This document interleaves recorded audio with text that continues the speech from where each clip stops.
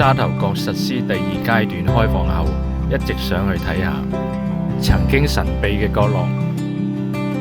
入去要申請禁區紙，大約45分鐘車程就到沙頭角禁區檢查站。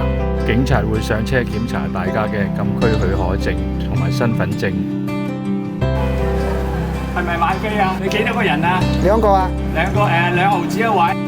傳說一位清朝大臣嚟廣東沿岸視察，發現呢度風光如畫，提咗2句詩：日出沙頭，月圓海角。對面就係深圳鹽田港，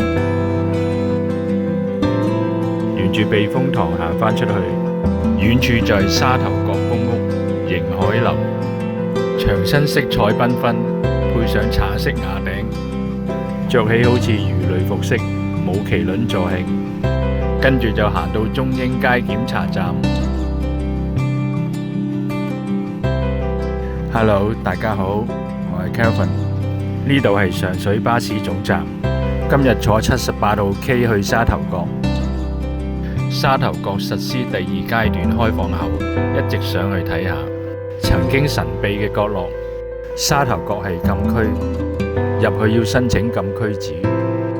原來申請唔係想像中咁複雜，先上警察網上服務申請平台，跟住就揀選邊境禁區許可證登入，填上個人資料，上傳身份證同出發日期，通常是當天上午7點至晚上9點，唔計假期3個工作天，冇問題就收到有效嘅電子版禁區許可證。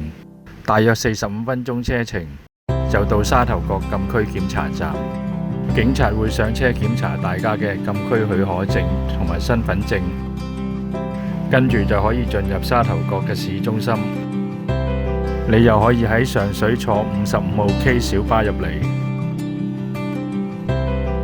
急不及待先到一個景點車平街公廁，早餐食多咗少少，可以輕鬆起步。第一個景點就喺隔離中英街花園，以前係有火車支線行走沙頭角，係用舊式蒸汽火車頭，真實嘅火車頭放喺大埔墟火車站博物館展覽。而家呢架係1:1嘅火車頭模型，同埋一塊有售票處嘅復古牆身，俾遊客打卡。係咪買飛啊？你幾多個人啊？2個啊？2個2毫子一位。哦。有冇樂悠卡啊？我有啊。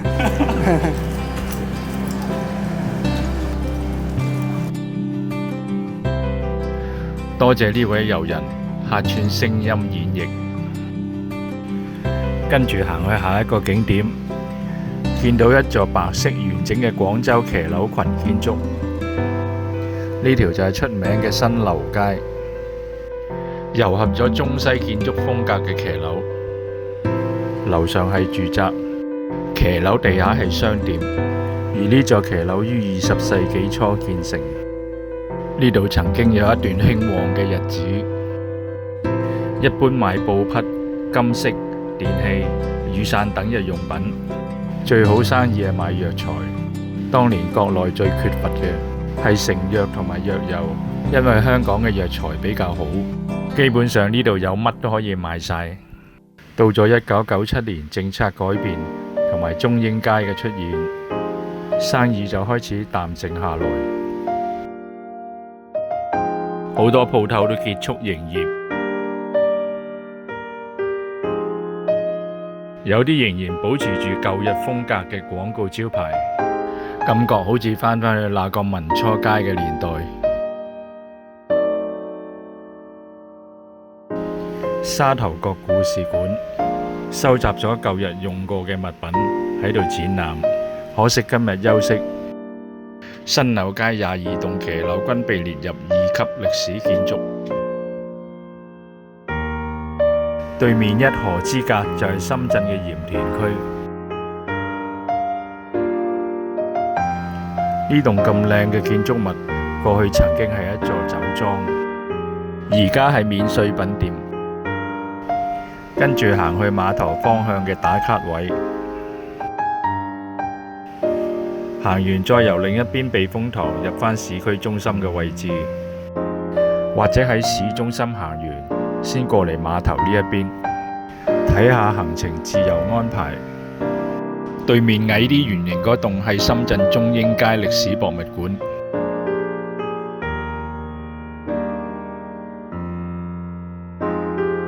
行到右邊見到塊界碑，中文譯為光緒24年中英地界第 X 號。呢塊界碑係中英街內第3號界碑嘅複製品。跟住就行前少少，嚟到呢個角落係必到嘅打卡點，呢度叫沙頭角之角。傳說一位清朝大臣嚟廣東沿岸視察，發現呢度風光如畫，提咗2句詩：日出沙頭，月圓海角。呢度就係叫沙頭角嘅由來。跟住行到沙頭角公眾碼頭，遊人正在欄邊打印集郵。呢度可以坐船過去荔枝窩、吉澳同鴨洲生態遊觀光。今日天陰冇落雨，行得幾舒服。沙頭角碼頭建造時，由於水淺嘅關係，要延伸出去水深嘅位置，船隻先可以停泊。全長280米，係香港最長嘅碼頭。打印旅遊指南要用力壓下印台，欄邊掛咗寫住許願同祝福字句嘅魚仔。左邊係由呢度嘅小學生創作嘅壁畫，描繪下呢度人物地貌風情，邊行邊睇，認識沙頭角嘅人文歷史。兩邊都設有座椅，可靜下細看風景。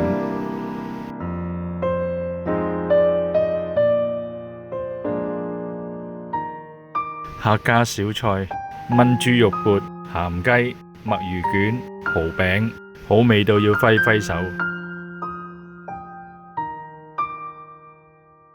仲有茶果、米通，傳統小食。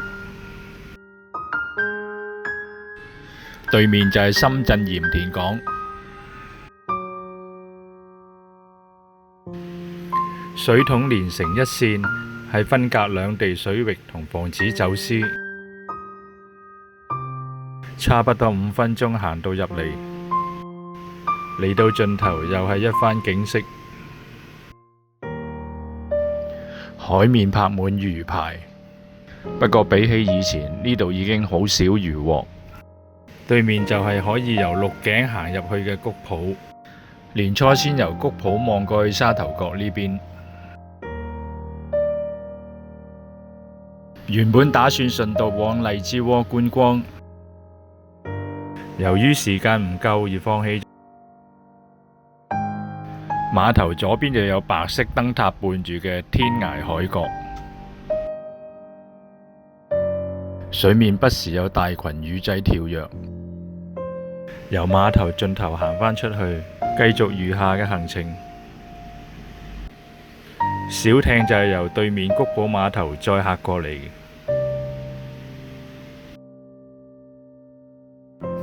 突然有個黑影出現不速之客，呢隻鬥牛犬得意又好奇，豎起耳仔好似聽到聲音喎。呢度係鹽寮下村天后廟，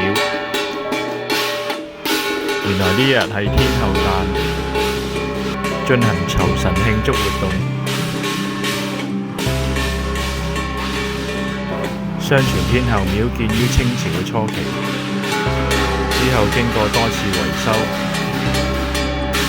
他們多數信奉天后，着起好似魚類服飾，舞麒麟助興。裏面非常整潔，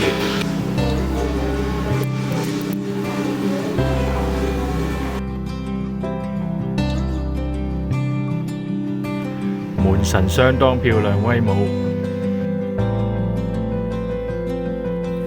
大節慶移民外地嘅村民都會返嚟慶祝。行出去就係魚燈廣場，客家人崇拜天后，會模仿魚類嘅舞姿起舞。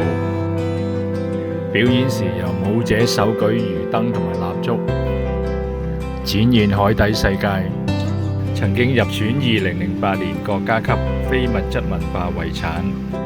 沿住避風塘行返出去，遠處就係沙頭角公屋迎海樓，牆身色彩繽紛，配上橙色瓦頂，充滿法式鄉村歐陸味道。行到入嚟避風塘轉彎位，呢度係沙頭角鏡中鏡，望出去就好似一塊天然大鏡子，映照水天一色。坐落於海灣一角嘅日月亭，可以欣賞到晨曦第一道光線，黃昏時分嘅夕陽餘暉，到晚上明月高掛嘅絕美時光。行返入去市中心嘅範圍，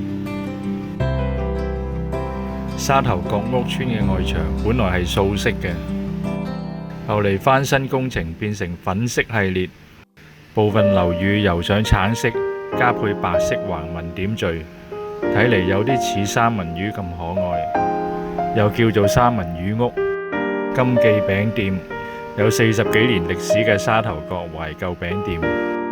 順興街牌坊，風水師安排咗2隻小象左右站立坐鎮，一隻鼻向上為呢度嘅居民吸財氣，摸下會帶嚟好運；另一隻鼻向下係收納財氣，一定要摸咗鼻向上吸財氣先至可以收納。跟住就行到中英街檢查站，原居民或者特許人士先可以進入。呢度已經用咗人面識別系統進出，申請咗禁區紙入嚟係唔可以進入中英街嘅。早前都仲係用緊簡單嘅帳篷出入設計。呢位老闆娘都好熱情解答問題。見到路牌車坪街依家嘅英文寫法係拼音，舊日英文名字呢就叫 Car Park。呢度就係當年沙頭角火車站嘅位置。喺1912年由粉嶺去沙頭角路線，啲卡開頭係冇車頂嘅，乘客可以隨時叫落車，唔該孔嶺站有落。後嚟起咗沙頭角公路，令到乘客減少，火車喺1928年4月就停止運作。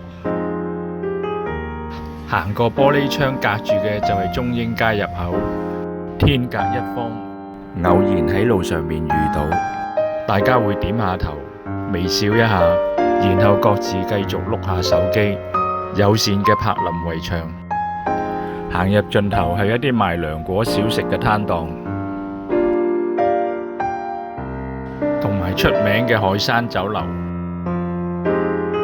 好多遊客入嚟唔一定係食嘢，趁比較少人用膳上去2樓。飯市時間呢度高頻滿座。呢度可以睇到對面中英街入面嘅面貌，一條街分開兩邊，一邊係國內，一邊係香港。全條中英街用8個界碑嚟分隔開，歷史遺留落嚟嘅有趣畫面。呢度係禁區中嘅禁區，要係原居民或者喺呢度置業嘅先可以入嚟。落返樓下掛咗一塊好多名人嚟過嘅照片。午後時光，總有一隻懶洋洋嘅小貓。我係店長，唔好騷擾我啊！瞓醒打個喊路伸展下，就過嚟打個招呼。呢條橫街窄巷行去邊度呢？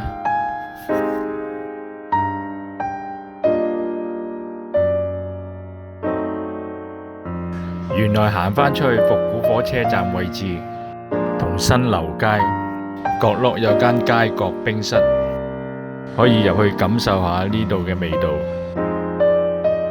呢度基本配套齊全，有小型郵局。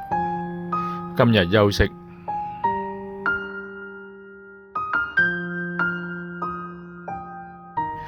停用嘅舊消防局用作展覽室。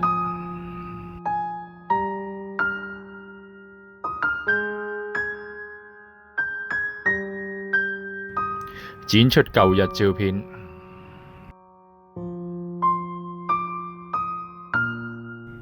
滄海桑田。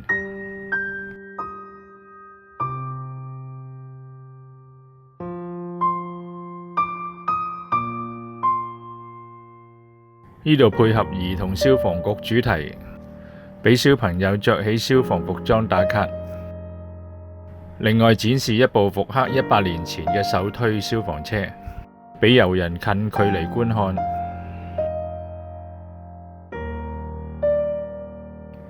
呢度星期六日先開放，上午10點至下午4點，一出去就聽到爽朗嘅笑聲。呢度嘅街坊生活好愉快。沙頭角中心小學，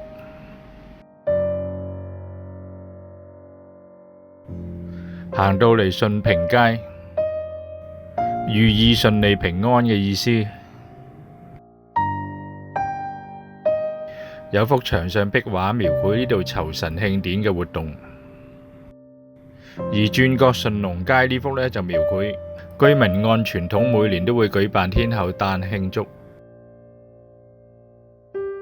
天后出巡，學佬同婦女嘅陸上行舟舞。